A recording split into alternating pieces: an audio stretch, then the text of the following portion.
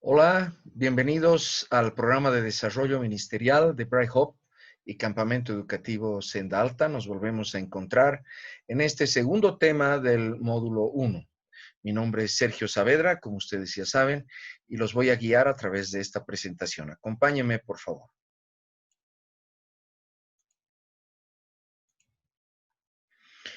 Recordamos, el módulo 1 es signos de salud y enfermedad en la iglesia, cuyo producto es un diagnóstico de la condición, el estado de salud de nuestra congregación. Este segundo tema lleva por título Cada generación cuide cómo edifica. Nosotros tenemos una responsabilidad con nuestra iglesia. Debemos cuidar cómo edificamos sobre el fundamento que ya hemos heredado. Vamos adelante. En la primera carta a los Corintios, en el capítulo 3, versículo 10, el apóstol Pablo dice estas palabras: conforme a la gracia de Dios que me ha sido dada, yo, como perito arquitecto, puse el fundamento y otro edifica encima, pero cada uno mire cómo sobreedifica. Estamos hablando de la iglesia, estamos hablando de la obra del Señor y Pablo nos está comparando a la construcción de un edificio donde hay un arquitecto. Y un arquitecto perito, dice acá, es decir, que entiende muy bien cómo debe ser el diseño. Pero él solo ha puesto el fundamento. Cada uno de nosotros o cada generación que viene debe ver cómo sobreedificar, cómo construir encima. Nadie puede poner otro fundamento que el que está puesto, el cual es Jesucristo. Ya lo dijimos en el tema número 1, la misión de la iglesia es testificar que Jesús es el Cristo, Jesús es el Mesías, Jesús es el Señor. Y como tal, es el Salvador por la obra redentora en la cruz. Ese es el fundamento que Pablo ha puesto y sobre este fundamento nosotros debemos edificar. Si alguien edifica sobre este fundamento con oro, plata, piedras preciosas o con madera, heno y hojarasca, la obra de cada uno se hará manifiesta. ¿Cuándo se hará manifiesta? El día la declarará, pues por el fuego será revelada. Dios pondrá a prueba la obra de cada generación, de cada persona también. Y la obra de cada uno, cual sea, el fuego la probará. Entendemos que si hemos construido con hojarasca, no va a quedar más que el fundamento otra vez, ¿no? Si permaneciere la obra de alguno que sobreedificó, se recibirá recompensa. Si la obra de alguno se quemare, él sufrirá pérdida, si bien él mismo será salvo, aunque así como por fuego. Es una palabra tremenda para tener mucho cuidado el material que escogemos para construir la iglesia, para hacer la iglesia. Se dice que Pablo fundó en Asia y Europa entre 20 y 30 iglesias, él y su equipo. Pero pudiéramos afirmar que muchísimas más, porque hoy mismo nosotros para hacer el trabajo de la iglesia consultamos las cartas de Pablo. Entonces sí, estamos hablando de un perito arquitecto. Y lo interesante es que las cartas de Pablo no nos dan diseños de iglesias, ni siquiera diseños de cultos. Nos transmiten otras realidades y de eso es lo que queremos trabajar y estudiar en este módulo. Veamos algunos ejemplos históricos. La primera generación, ¿con qué construyó la primera generación? Son los siglos primero y segundo después de Jesucristo, ¿no? Ellos ya llegaron hasta lo último de la tierra, en los primeros siglos. Y vemos que lo esencial en esta iglesia primitiva eran las relaciones, no la liturgia. Liturgia quiere decir el orden del culto. O sea, ellos no estaban pendientes de cómo iban a hacer su culto dominical. Ellos estaban pendientes de cómo se iban a relacionar entre ellos todos los días, cada día. Padres, hijos, entre hermanos, los temas del trabajo, los temas de nuestra relación con Dios, la pureza sexual. Todos estos eran los temas que preocupaban a la iglesia del primer siglo. Interesante que una iglesia prácticamente ligera, sencilla, sin necesidad de armar templos, ya llegó hasta lo último de la tierra.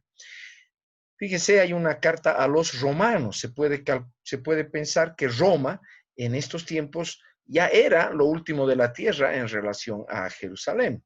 Y había una iglesia en Roma. Y esta iglesia se reunía de manera muy sencilla en una casa, en la casa de algún hermano relativamente pudiente. Y Pablo le escribe al finalizar su carta a los romanos este saludo. Dice, saludad también a la iglesia que se reúne en su casa. Entendemos entonces que la iglesia de estos primeros siglos no significaba templo, sino significaba, como tiene que significar, la asamblea de los convocados, de los llamados a salir del sistema del Hades, ¿no? Saludad a Epeneto, amado mío, que es el primer fruto de Acaya para Cristo. Miren cómo, con qué calidad y con qué calidez, Pablo se refiere a estos sus discípulos, a sus convertidos. Entonces, sí, lo esencial eran las relaciones y no tanto la liturgia o la organización. La segunda generación que pudiéramos verla entre el siglo III al siglo VIII es la generación de los gigantes de la apología. Se levantaron muchas doctrinas, e incluso desde dentro de la iglesia, muchas herejías, y hubo que defender la fe. Y entonces se levantan los grandes apologetas, Justino, Orígenes, etcétera, que nos han legado el Nuevo Testamento. Fue en base o para poder contrarrestar todas estas doctrinas equivocadas que se tuvo que sistematizar las cartas escritas por Pablo, se tuvo que reunir los documentos que tenía la iglesia considerados inspirados y en los que basaba la educación de los nuevos creyentes, y entonces se estableció el canon del Nuevo Testamento. En esta época también se establecieron las doctrinas básicas, otra vez gracias a esta lucha que tuvo que enfrentar la iglesia con las desviaciones doctrinales y las herejías. Pero, lamentablemente, también nos transmitieron la enfermedad de la cristiandad. Vamos a entender qué enfermedad es esta que perdura hasta nuestros días.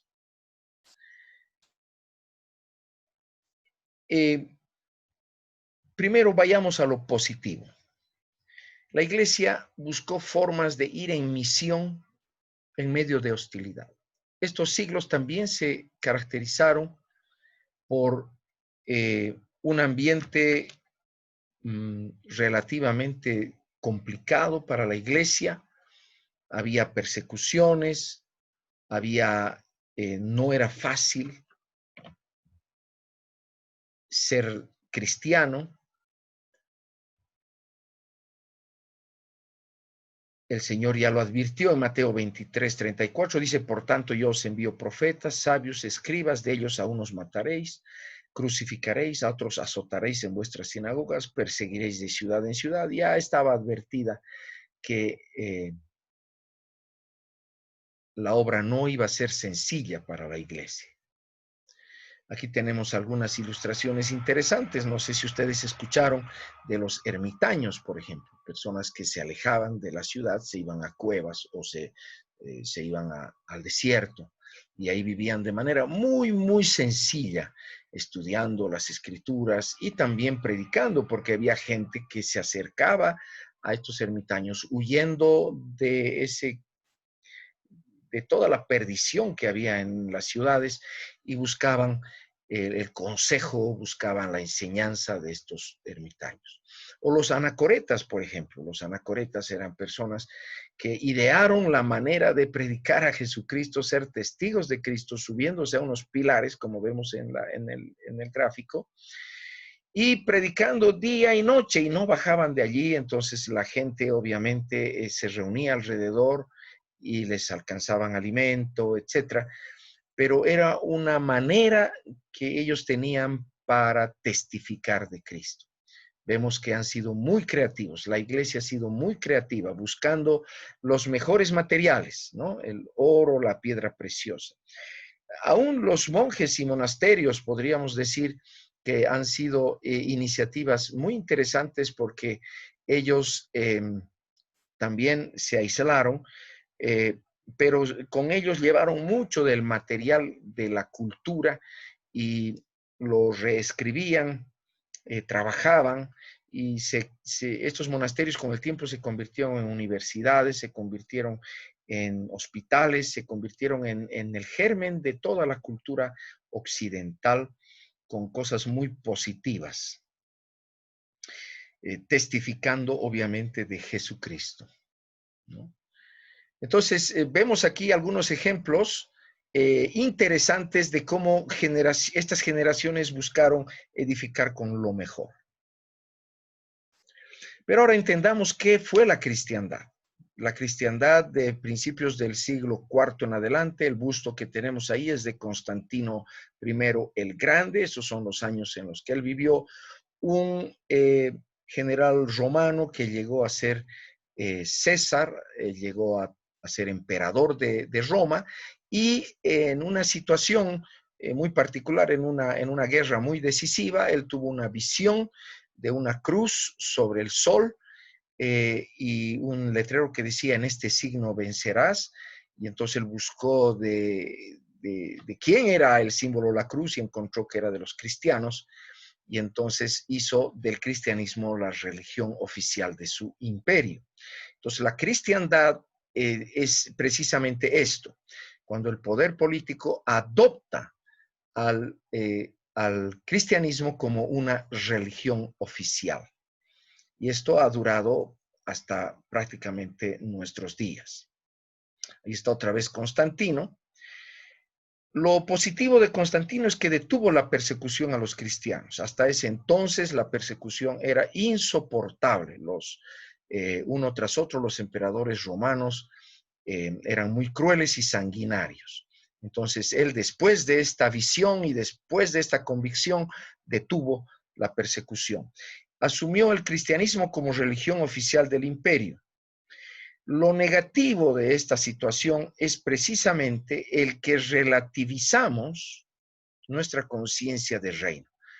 Jesucristo ha venido a predicar un reino, no una religión. En ningún lugar del Nuevo Testamento se dice que el cristianismo es una religión.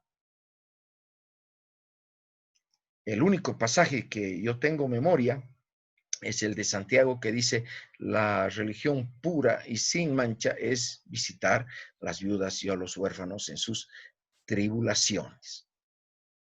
Pero no está afirmando que el cristianismo es una religión. Lo que se afirma, al contrario, es que el cristianismo es el reino de Dios, es el gobierno de Jesucristo manifestado en el presente. Toda potestad me ha sido dada en los cielos y en la tierra, dice el Señor. Por tanto, vayan y hagan discípulos. El Señor ha sido ya declarado Señor y Cristo. Esto lo vamos a ver en módulos posteriores. Por lo tanto, cuando nos asumimos únicamente como una religión, perdemos de vista mucho de lo que es el señorío de Jesucristo.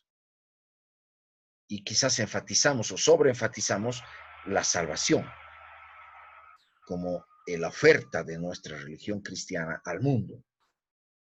Pero no estamos creando conciencia en las personas del gobierno actual de Jesucristo, que no es un gobierno con un Estado como podríamos pensar en el Vaticano. Es un gobierno a través del Espíritu, donde el Señor dice, hágase tu voluntad aquí en la tierra como se hace en el cielo. Venga a nosotros tu reino. Así dice el Padre Nuestro, que es una oración donde se explica que el reino es hacer la voluntad del Padre aquí en la tierra como ya se hace en el cielo. Constantino el Grande dio privilegios al clero. Al hacer la religión de su oficial, de su imperio, entonces estableció a ciertas personas con privilegios. Y aquí se introdujo otra enfermedad muy seria, la enfermedad de clerilaicismo. Clerilaicismo es el asumir a la iglesia en dos grandes estratos, el estrato del clero y el estrato del laico. El clero es aquel, el pastor, el sacerdote, el que se ocupa profesionalmente de las actividades religiosas, y el laico es el que asiste a estas actividades. Entonces vean cómo estos elementos ya se fueron introduciendo hace tanto tiempo en la conciencia de la iglesia cristiana. La tercera generación de los siglos 9 al 15, podríamos decir, es la generación de la llamada Edad Media, ¿no? O algunos le llaman Edad Oscura, que no es tanto. En esta etapa se gestó una cosmovisión cristiana. Como ya había un parentesco entre el Estado y el liderazgo cristiano, entonces este liderazgo comenzó a producir con más libertad todo lo que significaría un juego de símbolos, un juego de doctrinas, un juego de enseñanzas que se fueron asumiendo sin poderla distinguir de lo que era ya la cultura de ese rey. Entonces se gesta una cultura empapada de la fe cristiana. Y esto no es malo. El que la cosmovisión cristiana se haya extendido de esta manera no es malo. Pero la iglesia, al casarse con el poder, se acostumbró al poder y buscó más poder. Al disfrutar de un nuevo estatus, buscó la opulencia, o sea, el estar rodeado de grandeza, de pompa, de bienes materiales, etc. Y se consolidó en este tiempo una religión clerilaicista, es decir, el reino de Dios, el gobierno de Jesucristo, llegó a identificarse con una religión muy poderosa de tipo clerilaicista, con dos estratos muy fuertemente divididos, ¿no? El clero y el laico.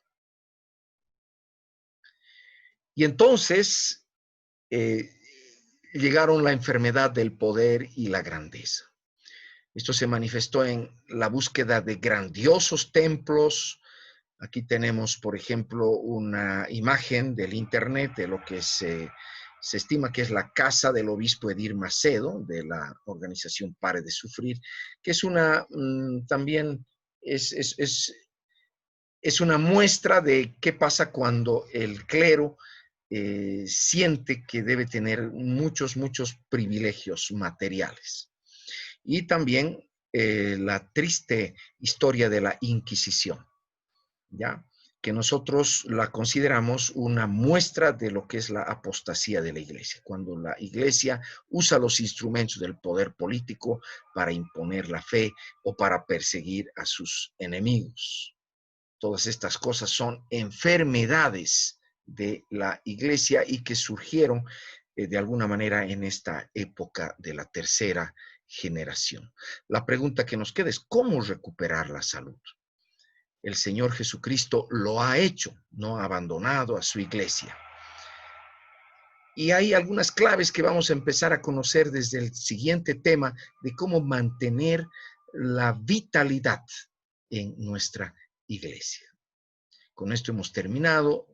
Dios les bendiga y nos estaremos viendo en el próximo tema. Disfruten su tiempo como equipo, apóyense unos a otros, disipúlense unos a otros y creen relaciones significativas entre ustedes. Eso es la iglesia. Dios les bendiga.